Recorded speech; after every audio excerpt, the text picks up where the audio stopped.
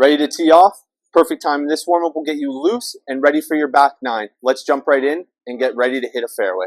First movement we have for you this morning, it's going to be a trunk rotation, but we're actually going to incorporate the golf club.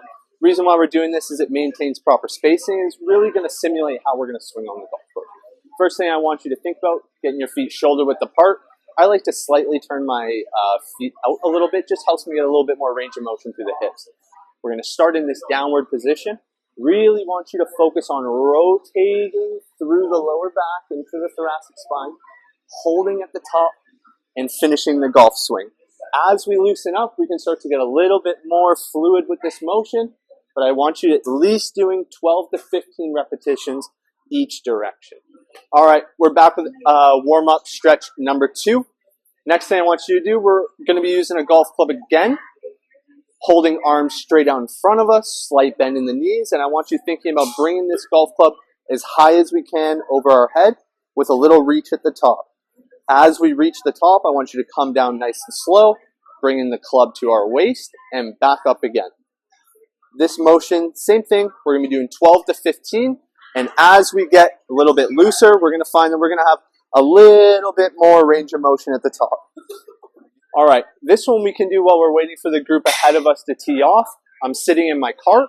I'm going to bring one leg on top of the other, and I'm slightly going to push down with a lean forward. We're going to hold this one. I don't want it to be any more than about a 5, 6 out of 10 on the stretch feeling.